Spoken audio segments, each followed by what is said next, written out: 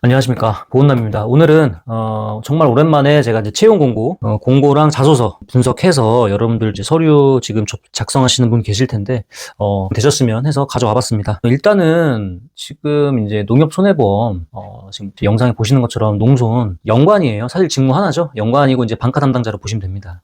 이제 권역별로만 나눠져 있어요. 권역으로 보면은 강원, 충천, 전라, 경남권이고, 채용 규모가 한 자릿수죠. 다 합치면은 많아야 10명 미만이 될 수도 있고요. 많지 않을 것 같습니다. 그래서 한 권역별로 많은 권역이라고 해도 4명 정도, 5명도 많습니다. 3명, 2명 내지 4명 요 정도 될 것 같고, 지원 자격 읽어보시면 되시고요. 무대상 해당되시는 분 있으면 당연히 뭐 좋겠죠. 그 다음에 서류 접수는 일주일간 진행이 되고요. 채용 절차 간단하게 보면은 서류 필기, 인적성, 면접이 있는데 이제 하반기에 있는 5급하고 좀 다른 부분은 논술이 없죠. 필기 전형에 논술이 없고 인적성, 직무 상식이 있습니다. 그래서 객관식으로 다 구성되어 있고 문제풀이에요. 유형을 꼭 한번 학습을 먼저 해보시고 들어가셔야 됩니다. 그 다음에 온라인 인적성, 집에서 하는 인적성이 있고요. 그 다음에 면접 전형 같은 경우에 보면은 특별할 거 없습니다. 다행인 거는 면접 유형을 제시를 했다는 거예요. 예를 들어서 이런 분들 많거든요. PT 준비해야 되나요? 토론해야 되나요? 명시가 안 돼 있으면 안 하시면 됩니다. 나올 수 있는 거 아니에요? 나올 수 있죠. 하지만 명시가 안 됐는데 그러한 걱정에 하는 건 너무 비효율적이에요. 웬만하면은 PT를 본다, 토론을 본다 하면은 보통은 기재를 해줍니다. 네, 기재를 해주는데 더 사실은 왜 그러냐면 이 준비로 인해서 응당해야 될 어떤 본연의 면접 준비 자체를 소홀히 하면은 안 된다라는 얘기를 드리고 싶은 겁니다. 네, 그리고 시간이 없다면 진짜 시간이 없는데 준비를 내가 많이 못했는데 토론이 따로 언급이 없는데 해야 되냐, 이러한 상황에서 확실하게 말씀드릴 수 있는 게 안 하시는 게 낫습니다. 이게 메인이 아니기 때문이에요. 아무튼 근데 여기는 한다. 집단 PT 토론 다 합니다. 친절하죠 나름. 그리고 총 이제 소요 시간이 보면은 6월 중까지 진행이 되기 때문에 한 달 반 가까이 진행이 됩니다. 그리고 아까 잠깐 말씀드린 것처럼 하반기에 이제 항상 5급을 뽑죠. 지금 6급이고 여기 보시면 직급은 합격자의 학력, 경력 상관없고 수준에 따라 결정된다라는 말은 이게 5급이냐 6급이냐에 따라서 그것만 결정되는 거지 내가 대졸이냐 초대졸이냐에 따라는 상관없다라는 얘기를 하는 겁니다. 그렇게 보시면 되고, 그 다음에 뭐 이제 자소서 문항하고 이제 직무에 대한 얘기를 좀 드리려고 하는 거예요. 그래서 이거를 쓰시기 전에 좀 도움 되시라고 빠르게 촬영하고 올리려고 합니다. 그래서 질문은 5개고 보시는 것처럼 다행히 글자가 적지 않아요. 800자죠. 우리가 당연한 거지만 짧은 것보다 긴 게 좋습니다. 그쵸? 네. 800자로 글자 수는 좋아요. 근데 반대로 얘기하면은 쓸 양이 많은 편입니다. 많은 편이에요. 적지 않아요. 그래서 800자, 전부 다 800자고 질문을 보면은 5개가 있는데 사실 이게 질문을 크게 보면은 3가지 분류로 나눌 수 있어요. 경험 기반 질문, 그 다음에 어떤 직무에 대한 질문, 그 다음에 마지막이 어떤 지원 동기류에 대한 질문. 크게 3가지입니다. 사실은 모든 거를 분류하면 1번 목표 설정하고 달성하기 위한 노력과 경험이죠. 2번 현장 또는 타인의 불만이나 거부감을 긍정적인 에너지로 전환시켜 문제를 해결했던 경험이죠. 근데 특별할 건 없지만 조금 상황에 대한 그 설정을 구체적으로 좀 해주고 있네요. 만약에 일반적으로 타자 같은 경우에 타인의 불만을 해결했던 경험, 뭐 이 정도인데, 긍정적인 에너지로 전환시켜 라는 게 들어가 있어요. 그죠? 네. 3번. 직업군 중 손해보험을, 이건 아까 뭐죠? 지원 동기류죠. 선택한 이유니까. 2가지를 물어보고 있네요. 손보 선택 이유, 플러스 기여 방안. 구체적으로. 이거는 직무 플러스 지원 동기류가 합쳐진 거네요. 그래서 보시면 우리가 이제 지금 직무군이 방카 매니저라는 직무이고 담당 구역 영업정 현장 교육 및 마케팅 활동이라고 써있죠. 친절하게. 이게 뭔지를 좀 말씀드리려고 하는 거고, 4번째 질문이 새로운 조직에 적응하기 위한 요소를 정의하고, 그 다음에 본인의 생각과 달랐을 때 어떤 판단과 했는지 실제 사례. 뭐죠? 아까 첫 번째? 이것도 경험 베이스죠. 5번. 본인의 생각한 조직에서 인정한 사람 기준 제시하고 그 기준에 얼마나 부합하는지 근거를 들어. 이것도 경험이에요. 왜냐면 이 근거라는 것은 내가 어떤 나의 행동과 내 경험을 근거로 해서 얘기할 수밖에 없기 때문에 이 또한 경험류입니다. 그러니까 사실 이 5가지 문항에서 3가지가 다 쓰이긴 했습니다. 경험, 지원 동기류, 그 다음에 직무류. 그렇지만 5가지 중에 4가지는 경험 베이스 질문이라는 거예요. 그래서 보시면 사실 그러면 3번 빼고는 그냥 쓰면 되는 거 아니냐라고 생각할 수 있지만 그게 아닌 게, 물론 이런 내용을 많이 써보신 분들 어렵지 않게 그냥 복붙하실 수가 있습니다. 네. 물어보는 것도 사실 1번을 보면 목표 달성 과정. 당연히 우리 엄청 많이 써본 질문이에요. 그죠? 그 다음에 2번 같은 경우에는 사실 문제 해결 경험을 쓰면 되는 거죠. 그 안에서 좀 긍정적인 포인트를 잡아내면 되는 거고. 그 다음에 4번 보면은 조직 적응, 그리고 이거는 이제 본인의 생각과 달랐을 때니까 어떤 갈등을 조직 사이에서 그룹 사이에서 갈등이 있었을 때 어떻게 했는지에 대한 거로 생각을 하면은 또 쉽게 쓸 수 있죠. 이런 거 많이 있으니까 이거는. 그 다음에 5번이 조금 많이 안 써봤을 수도 있습니다. 조직에서 인정받는 기준, 그리고 얼마나 부합하는지. 네. 역으로 내가 조직에서 인정받아온 과정에서 뭐가 중요하고 안 중요한지를 깨달았던 경험을 떠올린 다음에 그 나의 사례에서 그 기준을 뽑아서 먼저 제시하는 거죠. 네, 역으로 가야 되죠. 그래서 보시면 이런 거를 액면 그대로 쓰는 것도 물론 너무나 중요하지만 사실 여러분들이 자소서를 쓸 때 생각해 볼 것은 단순하게 이거를 물어보는 것 그 자체로도 물론 적정하게 물어보는 질문에 대한 답변, 그 다음에 그에 맞는 사례를 갖고 오는 것도 맞아요. 맞지만 지원하는 직무와 연계해서 작성할 필요가 있다는 겁니다. 예를 들어서 목표 설정을 하고 달성하기 위해서 또 노력했던 것들을 사례를 썼다고 치면은 거기서 끝나는 것이 아니라 방카 매니저 관점에서도 언급할 필요가 있다는 거예요. 방카 매니저도 결국에 영업 관리입니다. 그죠? 일반적으로 영업 관리자니까 설계사 채널을 관리한다 그랬을 때 나의 전속 조직이 있는 거예요. 나의 전속 설계사가 있고 그리고 내가 이번 달 그리고 분기별, 반기별, 연간 달성해야 될 목표 수가 딱 정해져 있어요. 초과 달성하면 당연히 좋고. 근데 방카 매니저도 어찌됐건 본인한테 배정받은 지점들이 있을 겁니다. 그죠? 그러면 그 지점의 실적이 곧 나의 실적이에요. 맞잖아요?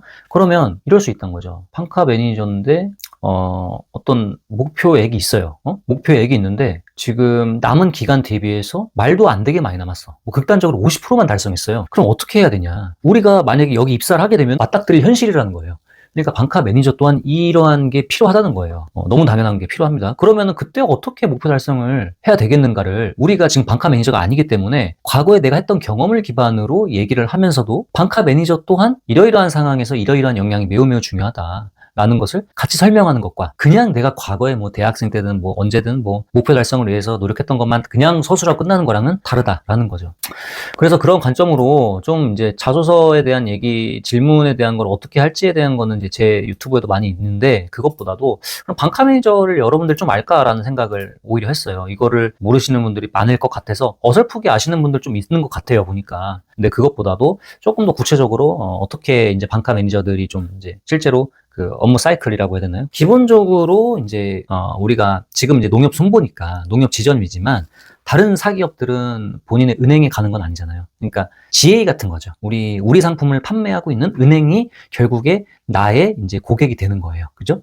사실 이제 농협은 어찌됐건 농협 손보, 농협은행, 어떤 농협의 지점에 가가지고 뭔가 하는 거지만 예를 들어서 삼성생명의 방카 담당자는 은행이 아니잖아요. 방카라는 것 자체가 뱅크 인슈어런스라서 은행에서 파는 보험 상품인데 삼성은 은행이 없잖아요. 그죠? 그러니까 삼성의 상품을 은행에서 팔아주는 여러 시중 은행들이 그냥 고객인 거예요. 그죠? 그러니까 일반적으로 항상 제가 이제 방카 담당하시는 분들, 무조건 출근 자체를 전 이제 은행으로 가는 거예요. 왜냐면 은행이 생각을 해보시면 회원들 기준에서 봤을 때 회원들이 보험 상품을 판매하는 전속으로 치면은 설계사 같은 개념인 거죠. 설계사가 아니라 어찌됐건 보험 상품 판매하는 거잖아요. 고객분들한테. 고객분들이 보험을 가입하러 와서 상담 받을 수도 있고 아니면 뭐 예적금 하면서 물어볼 수도 있고 그때 이제 회원분들께서 이제 권유를 하는 건데 그럼 이제 선택이 돼야 된다는 거잖아요. 왜냐면은 보험사도 많고 상품도 많은데 하필 내가 제안하는 내가 밀고 있는 상품이 또 판매가 돼야 되는 거잖아요.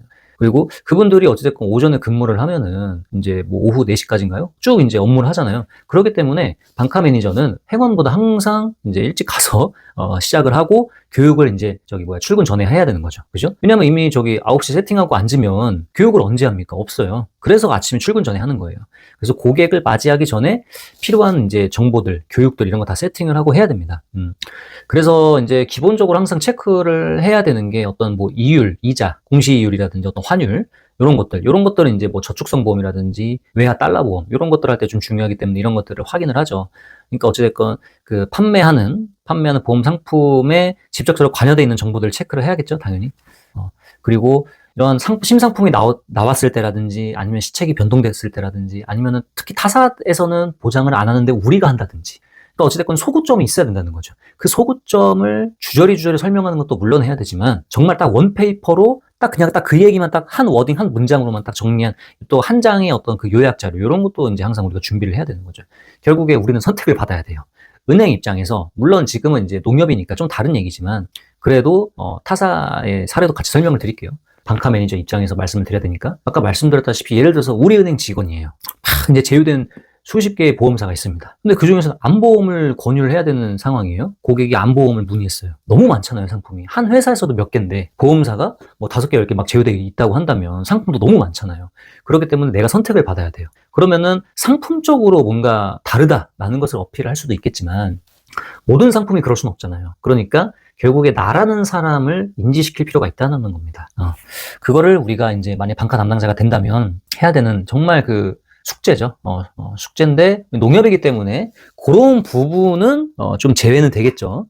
어찌됐건 농협 지점에서는 농협을 위주로 판매를 할 테니까요. 그죠? 그래서 아침에 이제 은행이 9시에 오픈을 하지만 방카 매니저는 그 전에 오죠. 8시 전에 보통 옵니다. 와서 이제 행원들 아침 미팅 시간에 맞춰서 방문을 하고 똑같아요. 지점에서 하는 거랑 그 아침에 미팅 하는 것처럼 그때 하는 거랑 같습니다. 그래서 상품 교육 이런 거 간단하게 하고 여기서 이제 보통 이제 뭐 새롭게 아까 말씀드렸던 뭐 새롭게 나온 특약이라든지 그다음에 상품들, 그다음에 뭐 변경된 것들 이런 게 셀링 포인트를 당연히 이제 설명을 해야 되죠. 특히 좋은 것들이 나오면 꼭 얘기해야 되죠. 증액이 됐다든지 한도가 늘어났다든지 뭐 이런 것들 꼭 얘기해야 됩니다. 그래서 그리고 구체적으로 다 좀 떠먹여 줄 필요가 있어요. 그러니까 어떻게 좀 세일즈 해야 되는지, 고객한테 어떻게 해야 되는지 이런 것들.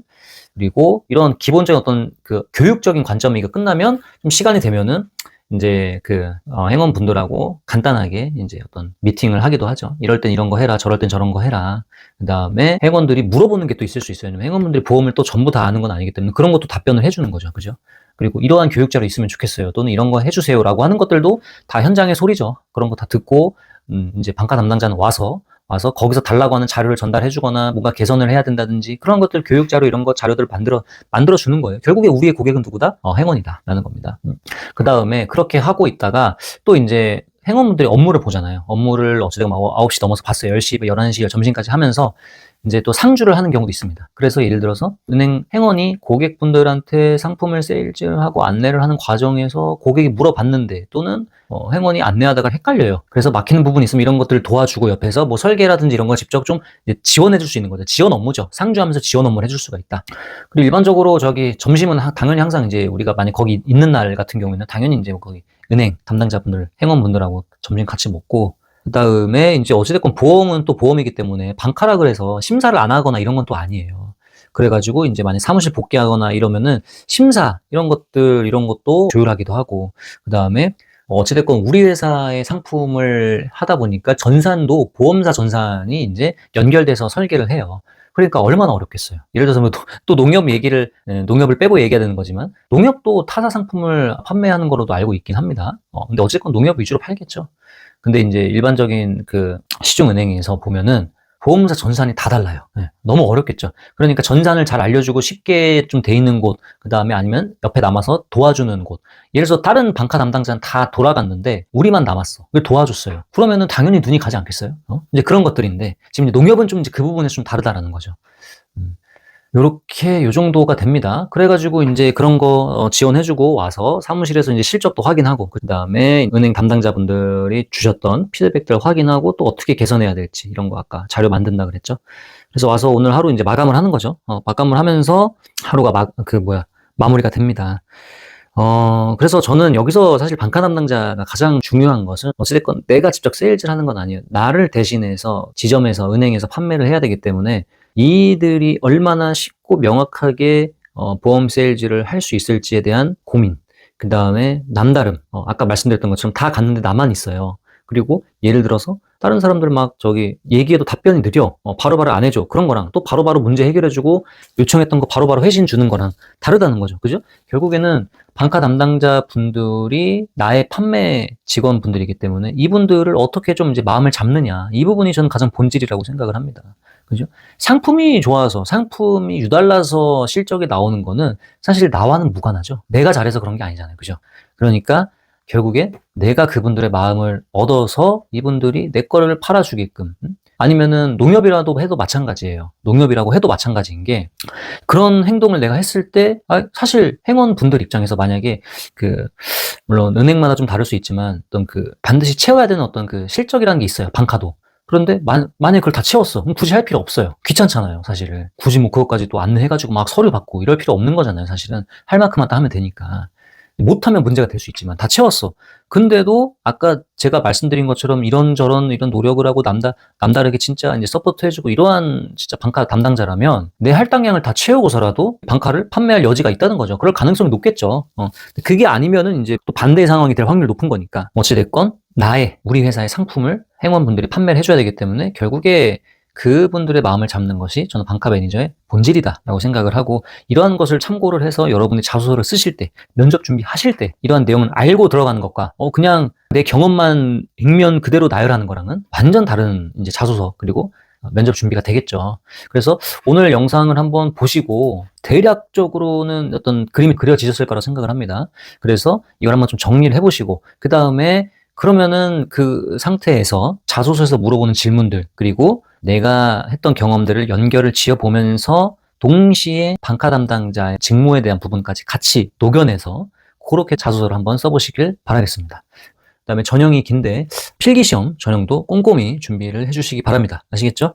네, 좋습니다. 오늘은 오랜만에 이 농협정보 이제 그 공고랑 자소서 분학, 그 다음에 직무 얘기까지 한번 얘기를 해봤습니다. 오늘 영상도 도움이 되셨다면 좋아요와 구독 부탁드리겠습니다. 감사합니다. 보은남이었습니다.